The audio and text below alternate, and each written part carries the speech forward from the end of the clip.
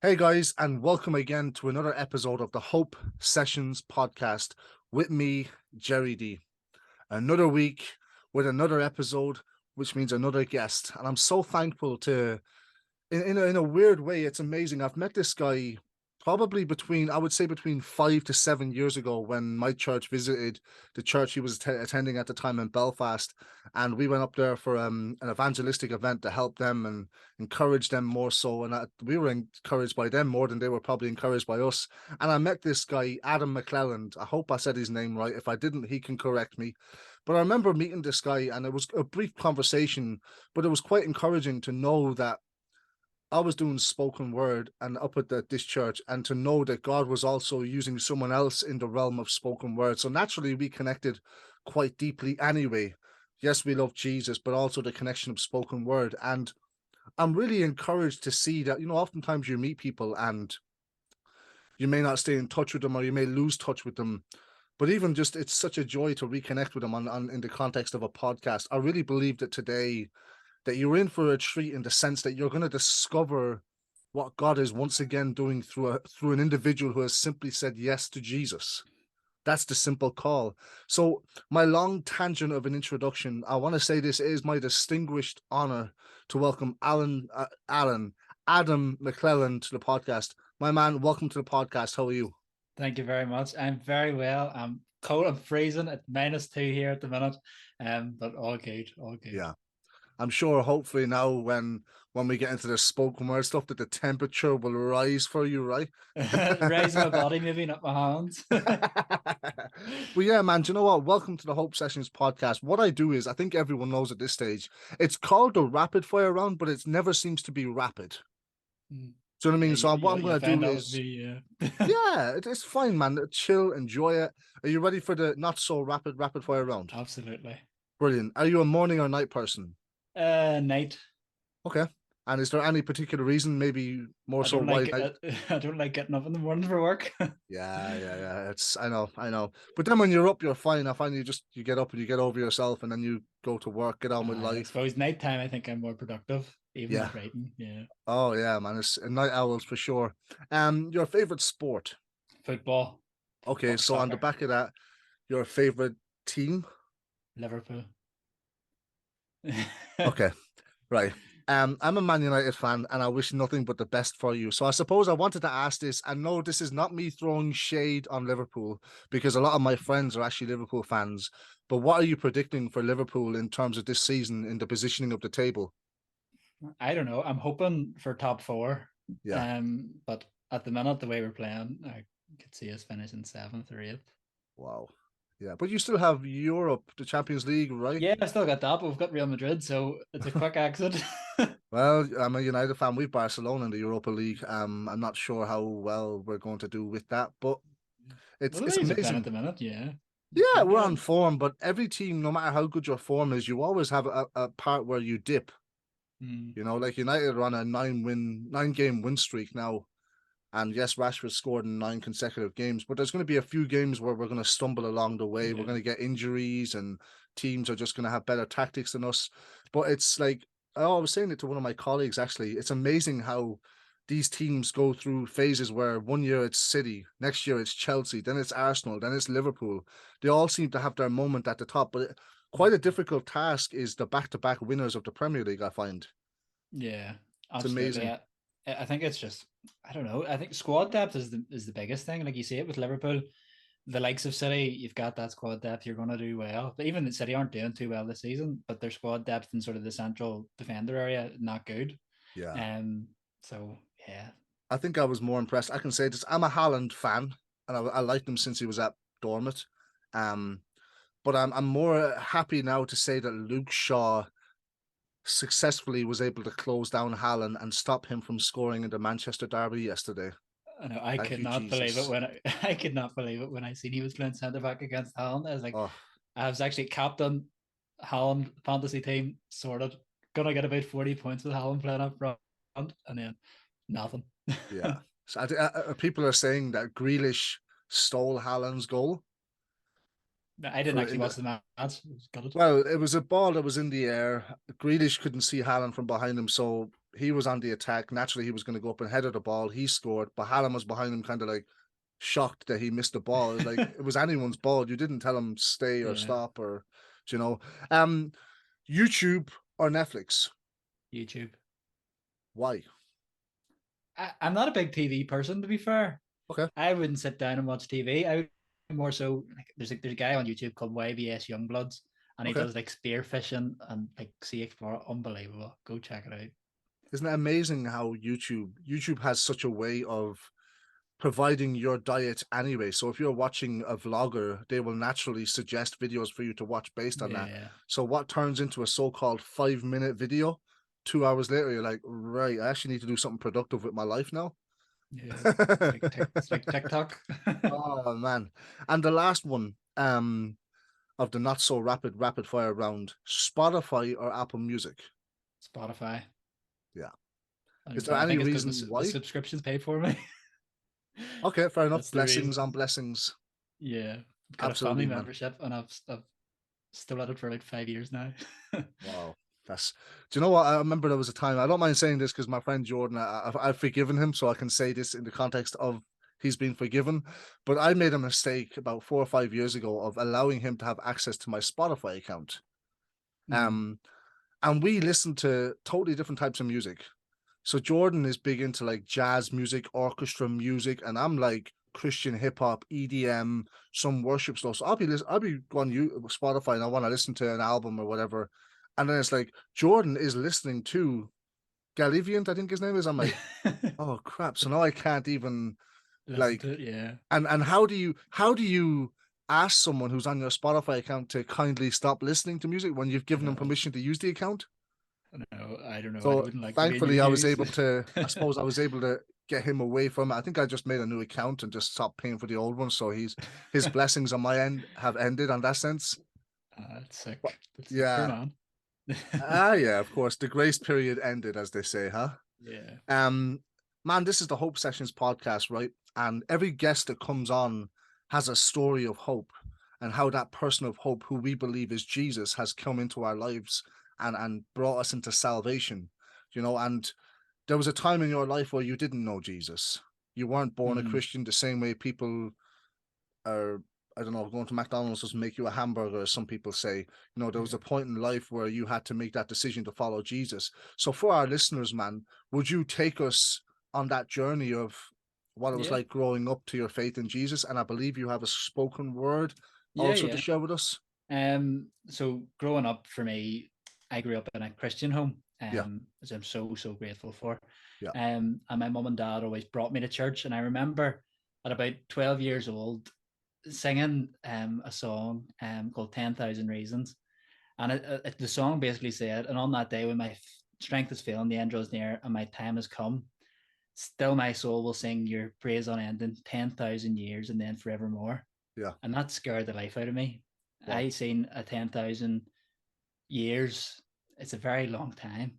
Yeah. And it scared me even from the perspective, if I was a Christian, 10,000 years is a very long time. I suppose this life is very short. Yeah. But it still feels long sometimes.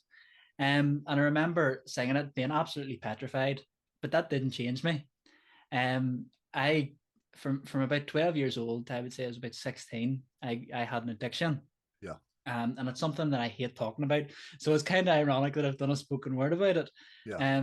But I remember growing up, just crying out to God, would you forgive me? Would you change me? Hmm. And I felt like I heard nothing back. I Yeah. was picturing God as this angry person who didn't have time for me, that wouldn't listen to me. Like, I'm praying to you, God, why won't you heal me from this? And you're going on that journey depicting God to be someone that he's not. Yeah. Especially because I enjoyed what I was doing. There'd be Yeah. times where I would stop doing it, and then I would cry, and then think, why am I doing this? And there'd be Wow. times where I'd be happy, but at the same time, straight after, I'd be sad again. Yeah. So growing up with that, very, very difficult. But at 16 years old, something changed. I remember a guy speaking, a guy called John Bevere, actually, in a different service. He spoke the time I got saved, Yeah. but this was a different service. And he spoke, he says, once the word of God gets from your head to your heart, it can change you, but only if you let it. Yeah. And I didn't really understand that. But he then went on to say, basically, what you're going through or the addiction you have, it hurts God more than it hurts you. Mm. And the only way you can get away from your sin or your addiction is to start to hate it. And I Yeah. didn't realize that. I enjoyed what I was doing. So how could I get away Yeah. from something that I enjoyed?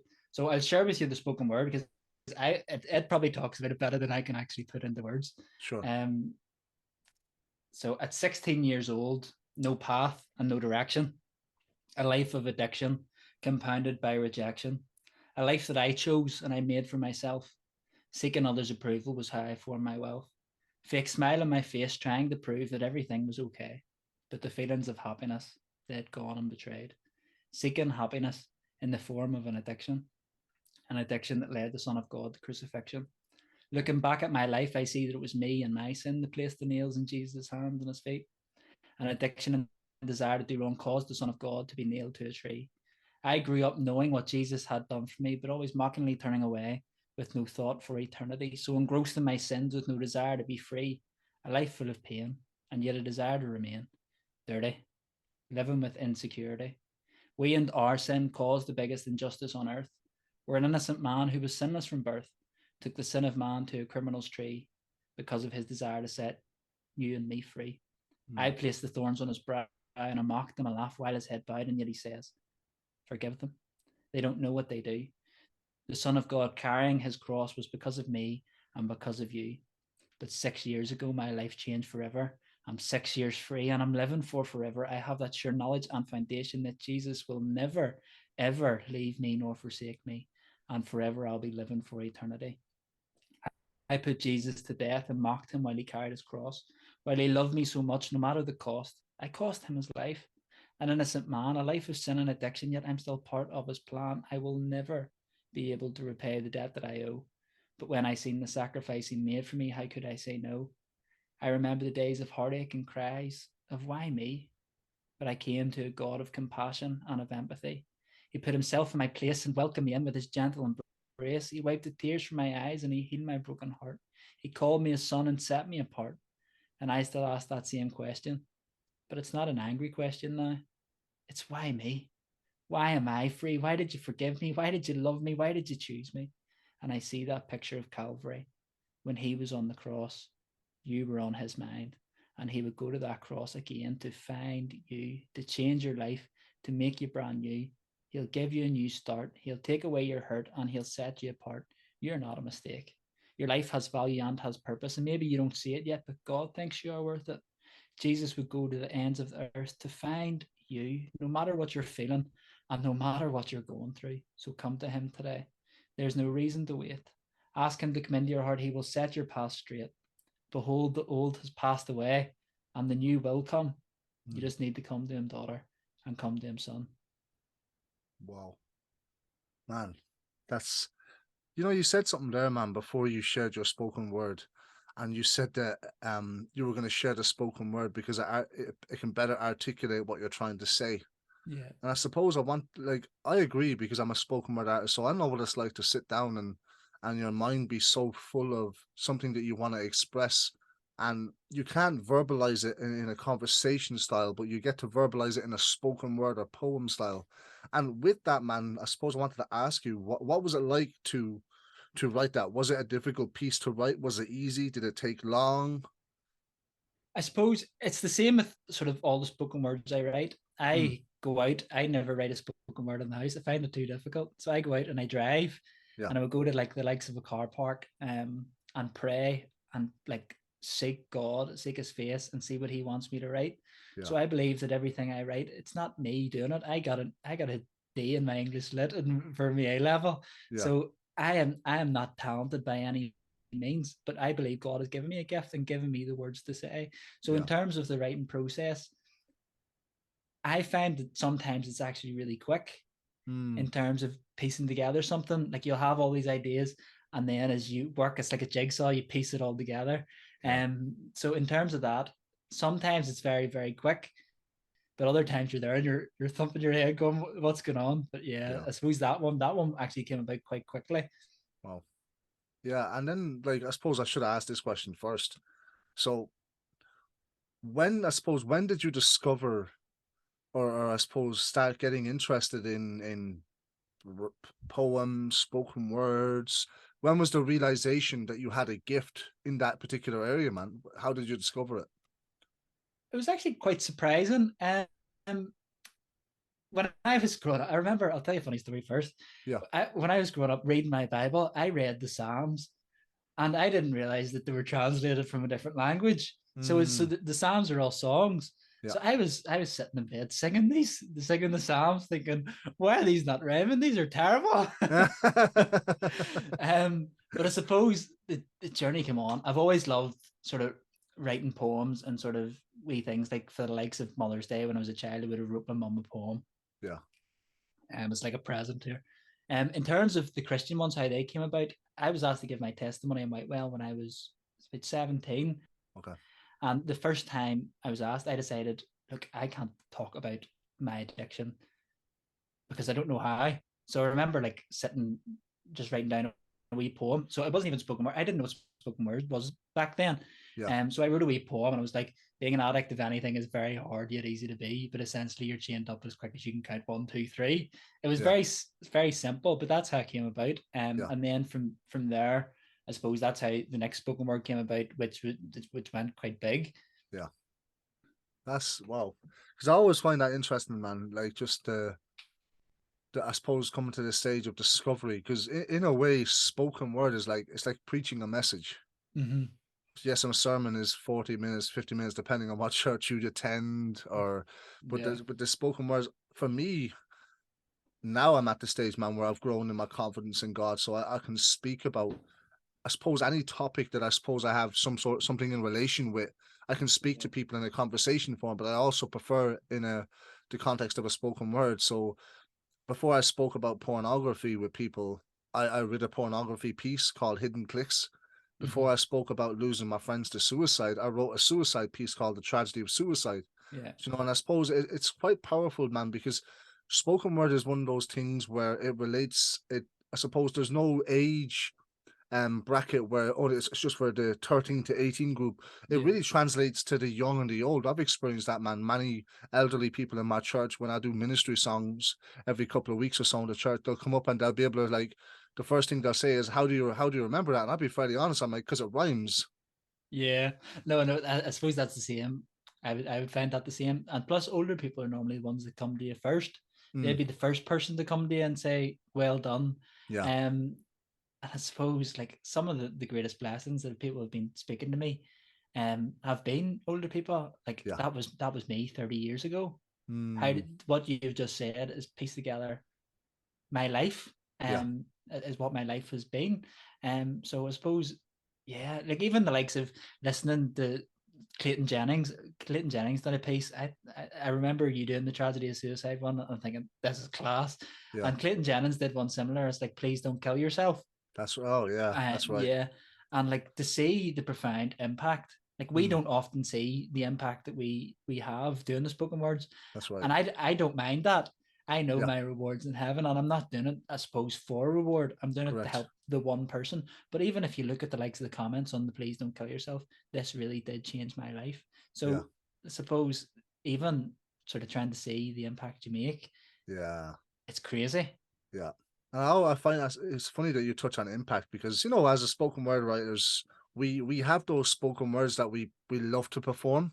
Mm-hmm. You love, it gets a good reaction from people. But I always find, man, the ones that I suppose I have discounted or discredited, they're not as good or they're not as long or they're, you're naturally Yeah. going, I'll perform it, but it's just gonna be like meh.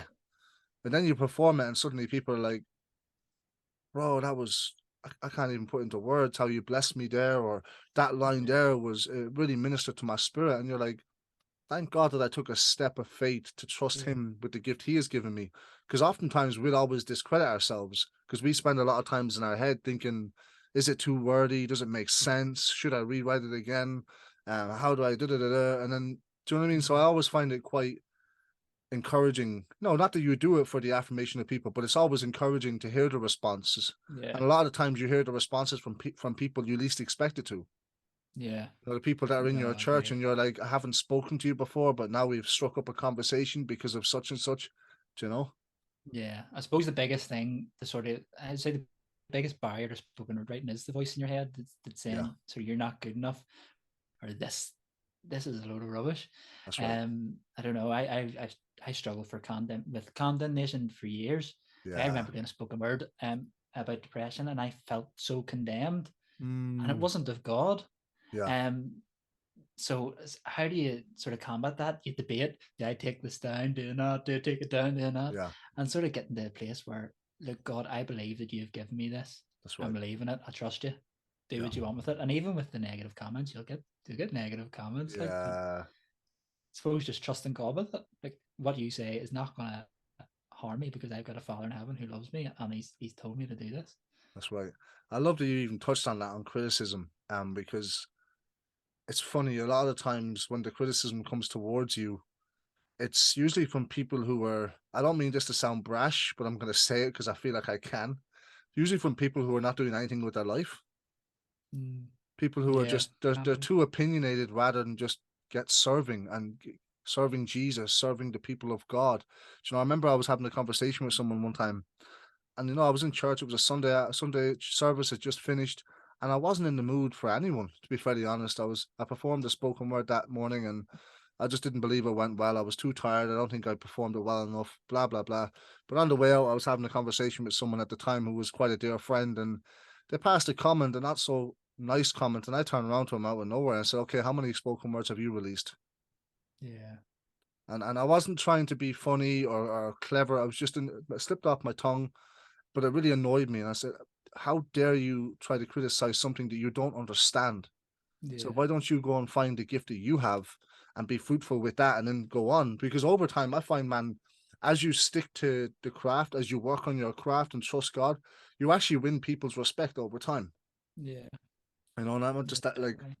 yeah, it's really is a step of faith, man, to sit down and, okay, I want to talk about this, and you want to structure how you want to say it and how you want to deliver it. I'm sitting in my room and I'm just got a board in front of me here, and I'll just throw ideas on it, and I'm piecing it up like a spidergram. How do I, it's like people will Yeah, see a 2 minute spoken word piece or 3 minutes, however long they do, be 10 minutes sometimes, but you don't see the 2 hours, the 10 hours of writing, rewriting, yeah. scrumping it up, writing it again. Do you know what I mean? So it's No, quite definitely. interesting. I remember doing one in church a few years back, and Yeah. I remember I remember the words I finished with.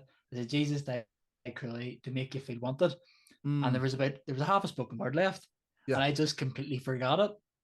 And I remember going off the stage thinking, everyone's looking at me, and what seemed like 100 hours for me was like 3 seconds that I was standing on stage going, "What do I say next? What do I say next?" That's And I right. remember saying to a pastor after, look, did you notice I just forgot half of that there?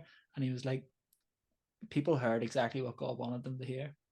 And Wow. that struck me, because I was doing it sort of to try and not to please people, Yeah. but but to please people. Yeah, man. I totally Yeah. understand. So when he said that, that really struck a chord with me, that Hmm.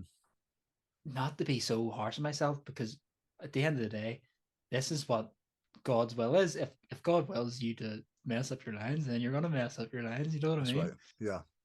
I love it how you said that, because I wasn't even planning, I suppose, to bring it up, because I suppose it's something that you kind of keep to yourself in a sense as a spoken word artist. But you've mentioned about forgetting your lines, stage fright, all that kind of stuff. Um, because in my church, unless they know all my spoken words, which some people would be quite familiar with the Mm-hmm. lines that are coming next or whatever. But thankfully, I have learned how to, I suppose, wouldn't say master. I think that's a prideful thing to say, but I suppose continue on if I forgot lines. Yeah. You always have a couple of things that you can throw in just to kind of fill that empty space, and Yeah. then your brain captures the next and then you're back into the spoken word before you know it. Yeah. Yeah. It's, and I suppose, have you ever had that experience, or is it the sort That of thing where you just, in fairness, that was the first time I'd ever forgotten my sure, lines. I didn't know what to do. I was looking around, just going, I know this off by heart, but it's not coming out. yeah, yeah, yeah, So I suppose from now, like, I would always bring the spoken word up with me, mm, just in case. that's right, Like, I would have a stand, not necessarily use it, yeah, but it's always there. It's more for peace of mind. Yeah, man. Of course, it can be daunting, especially performing new material. Yeah. New material is you've rehearsed it 20, 30 times in your room or wherever, but then it seems that as you go up onto the stage or the podium or platform, wherever you're performing it, your brain just kind of decides to go, wow, just like Shuts a down. shutdown mode. And you're like, we need to reset, guys, quick. We're going on the stage in two, three, one. And then, hey guys, I'm gonna perform a new spoken word today. Da da da da. And then if I forget the first line, I'm screwed. Yeah. But usually if you get the first line, it flows a bit Yeah. better. I You don't know, know. so I it's suppose yeah, with the more you write, I find a lot of it gets very similar, yeah, and you're almost branching in. Like, say, I was doing one on depression. I have another one sort of about the troubles in Northern Ireland and how suicide. sure. Um, so they're very very similar. So I find Mm, myself the odd time slipping into the other one, but it works anyway. yeah, of course. I love that you said that because it's the same for me, man. You know, as Christians, right, we're spoken word artists as well, which is a gift that the Lord has allowed us to create in. So me, if I'm sitting down to talk about depression or loneliness or something, I like to talk about the reality of loneliness, how it can feel like you're in a room full of 100 people, but feel so small, blah, blah, Yeah. blah. And then by the end of it, you can talk about the loneliness that Christ experienced and how because he's risen from the dead, you're never alone. So you're talking about a real life situation, but you're also talking about a real savior Yeah. lives forevermore and who is present in those circumstances. So I always find that it's for spoken words, it's a journey. Hmm. You're not necessarily trying to make people feel good or stuff. You're always pointing them to a savior. Hmm. You know, and I love that you said that because I always find out with my writing, and I'm so thankful it's that way. You know, it's to talk about a real life situation, but point people to a real savior in the midst of real life situations. And I love that Yeah. you said that because you mentioned, did you say you had a spoken word piece or something on, was it depression? Am I right? Yeah, yeah. And I suppose exactly what you've talked about there, it is Yeah, pointing people to the savior of the world, yeah, man. and the pain and the struggles that he went through That's right. to ensure that we knew that we're loved I and that love we're it. cared for and there's a plan for our lives. Yeah. Because even, you know, people will say, oh, the struggle is real. And I've just learned to say, but so is Jesus. Yeah. You know, not as I suppose a cliche answer, but then you get the opportunity to speak about, you know, how he is real for me in real life situations and how you can invite him into that place in your own life. So would you share that spoken word piece with us? Do you have it handy? Would you like Yeah. to? I'll pull it up Sweet. here now. Yeah, man. Um, I'm constantly hurting. You Mm, could say that I'm sore. Actually, I'll brief it first and I'll yeah, tell you sure. why I was feeling like this. Yeah, So there was a period in my life, at my A levels, I was wanting to do social work, and for over here with social work, you need to pass your interview to get in. And before right. my A levels, I failed my interview, so I knew I wasn't getting in. So my Okay. A levels, I was like, what's the point in this? And I Yeah. remember sitting there thinking, yeah, what is the point? I've got no hope. I've got no future. Wow. And I remember seeing all my friends getting their university offers and Mm, being so broken that I didn't have direction. And I remember sitting in the shower constantly, crying my eyes out because I felt like there was no purpose anymore. This is wow. what I wanted to do. This is what I've studied my whole life to do. Yeah. And it's just been ripped away from me. So I remember feeling so down about myself. I remember listening to a song called Even If by Mercy Me, Yes. and it says, I know the sorrow and I know the hurt would all go away if you just say the word.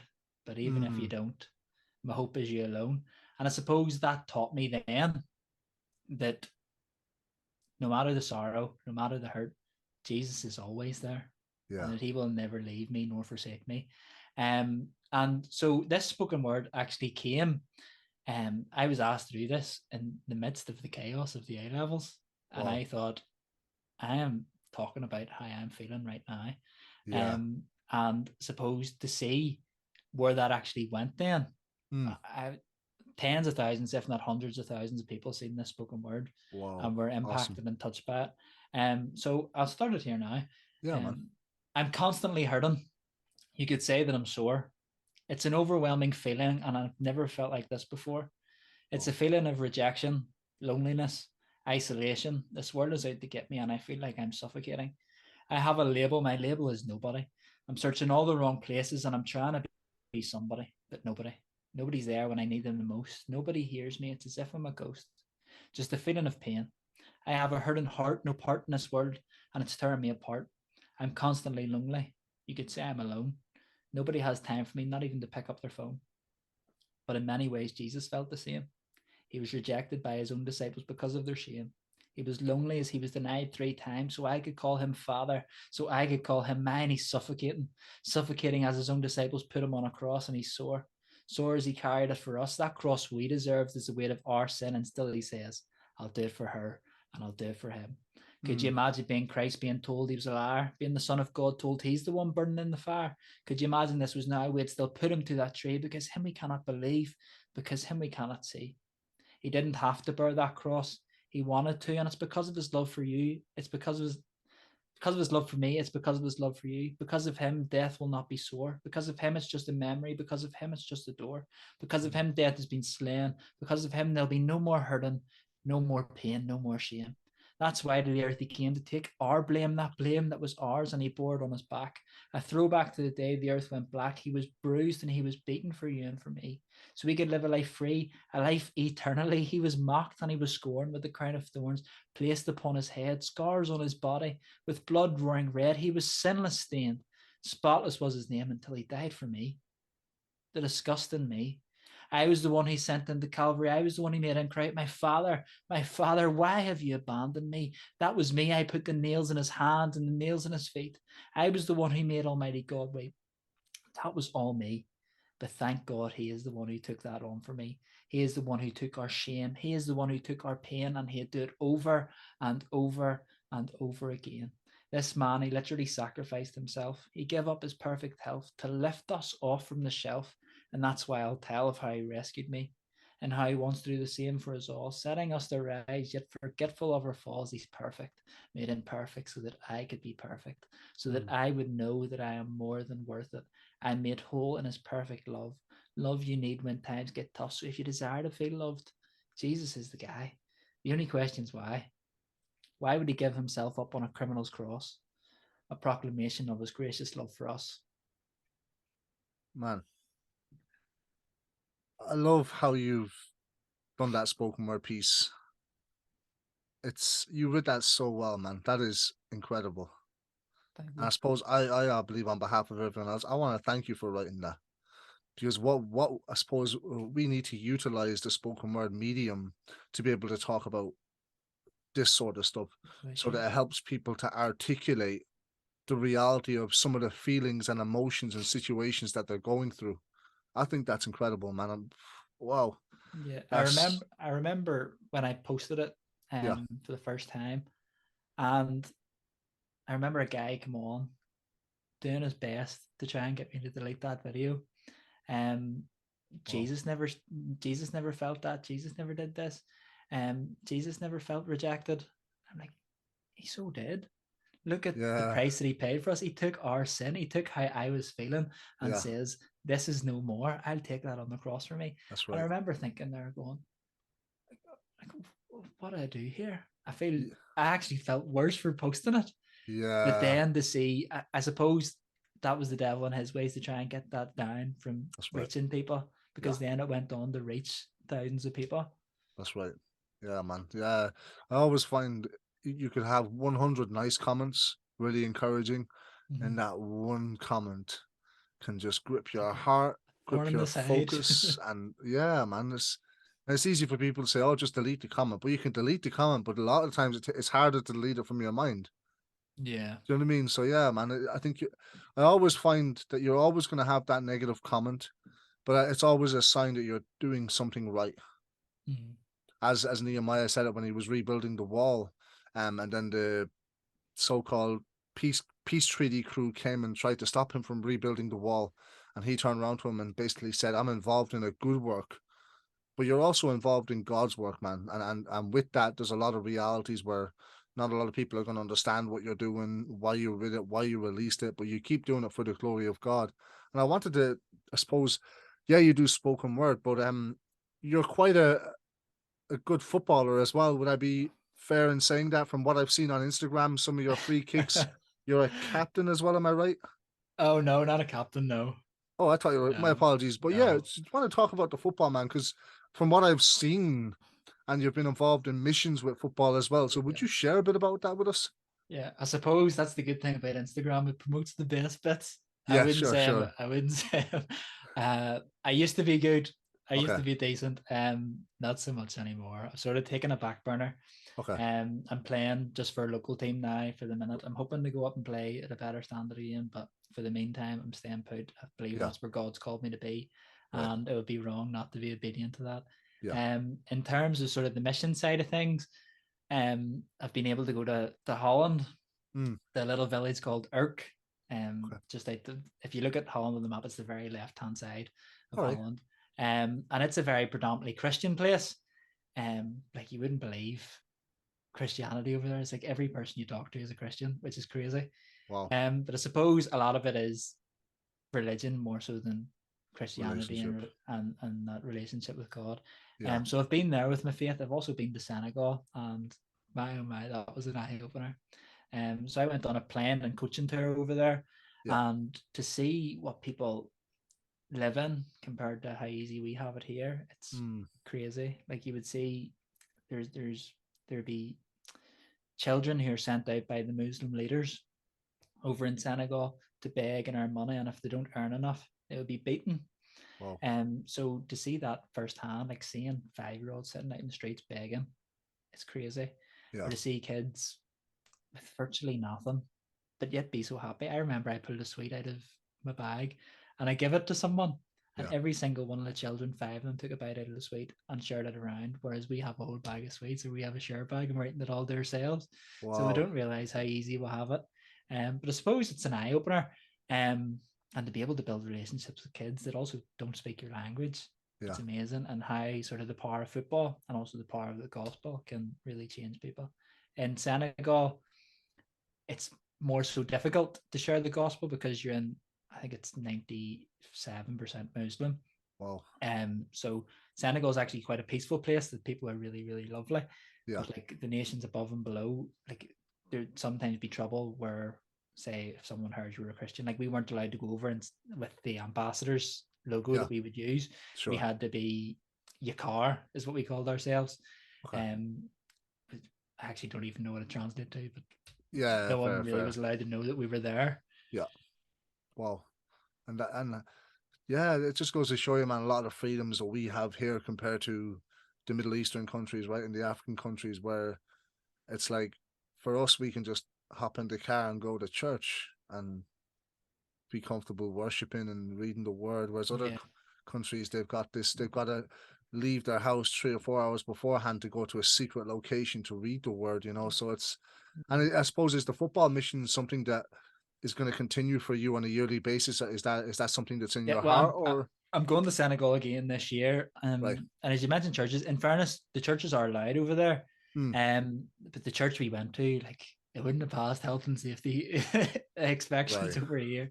Like, Okay. it was held together. Like, if you go walk into it, there's like no front door, and it's Wow. held up by scaffolding poles. Oh. It's like I'm gonna die in here. But look, we made it out alive, and it was genuinely one of the best church services I've been to, even though I understood not a word. Yeah. Yeah, man. It's wow. That's yeah. So I suppose, in a way, to wrap up the episode, man, I'm just thinking. So you're very involved in spoken word, but you're also very involved in football. So, what encouragement would you give people, man? Like, maybe people listening to this have something in their heart to do. Maybe they're gifted with words, or gifted with sports, or gifted in particular different areas. What is something in your life that you've been doing, man, with the spoken word and football, that you could encourage our listeners with for their own lives and in serving God and maybe being mission minded? Yeah, I suppose the biggest thing I would say would be let go and let God. That old Mm, cliche saying yeah, that we have these plans for our life. Like I mentioned there about my football, and I've taken a back burner. That yeah, was like a very seriously prayed about decision mm, that I really want to be playing at a high level, yeah, but I feel like I can't because I've got a calling to be where I am right now. yeah, So them who honor me, I will honor, the Bible says. yeah, And lean not on your own understanding. I don't understand why I'm here. I mm, don't understand the purpose but I don't have to. We don't have to have it all figured out. That's right. So I suppose for anybody listening, take encouragement that you don't need to know all the answers, although it is nice sometimes. Yeah. But you don't need to know. Just trust God, Yeah. lean everything over to Him, give it all to Him, and let Him take you the rest of the way. Yeah. Wow. Yeah, I suppose my encouragement and on the back of what you're saying as well is the hardest step you will ever take in life for a job, to approach that person about a relationship or whatever. The hardest step is always the first. Yeah. The second step gets a little bit easier. The third step, bit easier than the second. And I suppose what I'm trying to say is there'll be a rhythm of grace on your life as you say yes to God, as you continue to walk closely with Him. And even if you don't understand the logistics or how you're going to do such and such, it's in the saying of yes that God empowers you to do that which He's called you to do.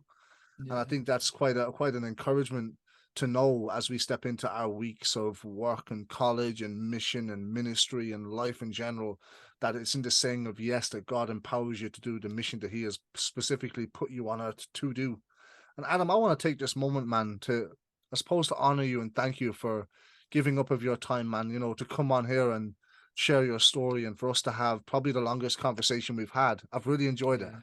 No problem at all. One other thing I would also say, Yeah. when you're sort of making that transition to taking the first step, Mm. that's when it's the toughest. Like nothing ever comes easy, sort of the first time around. Or what I mean by that is when we're trying to do something that is bringing God honor, everything, all hell will break loose, Yeah. sort of to try and stop you doing it. So whether that's family members saying, or family members or friends coming at you saying you shouldn't do this, you shouldn't do that, or all these circumstances falling upon you, like sickness, ill health. Like I remember being diagnosed with my eye disease, Mm. and I felt like the world had come crumbling down on me. But Yeah. then the sort of things that set you up for your biggest victories, Yeah. even with the likes of spoken word, the likes of me going through what I went through to reach thousands of people. Yeah. God can also do the same. He's the same. My God is the same God as your God. That's right. So all things are possible. Your calling is probably completely different to mine, Mm. but He's still the same God. He still wants That's to right. use you in the way that He wants to. Yeah, man. Totally agree. What a way to wrap up a conversation when we didn't even know how the podcast episode was going to end. We were just talking, and look, there seems to be a central theme of the saying yes, of the rhythm of grace being on your life, that God empowers you, and it's just about transition and stuff, which I think is very real for a lot of people, man. So I want to take this opportunity for our listeners to say thank you for tuning in. And now there is an end of action I want to ask of you. If you have enjoyed this podcast, do me a favor, hit the like, share, and subscribe. Why? Because it helps to promote and share the podcast with many people. There's people in I think it's 23 countries around the world listening to this podcast on a weekly basis because of your help. And for that, I want to say thank you for taking that extra step to share it with a friend, family member, colleague, neighbor, whoever, because it's clear that the gospel is through this podcast is actually going out worldwide. So on behalf of me, myself, and I, thank you so much. Adam, it has been a joy to talk with you, man. Take care. Hey guys, thanks again for tuning in to another episode of the Hope Sessions podcast with me, Jerry D. Don't forget to like, share, and subscribe to this podcast wherever you're tuning into it from. This greatly helps to spread the word about the podcast, but also to encourage other people to check it out for themselves. Until next week, take care, God bless, and don't forget, hope is to life as oxygen is to the body. Take care.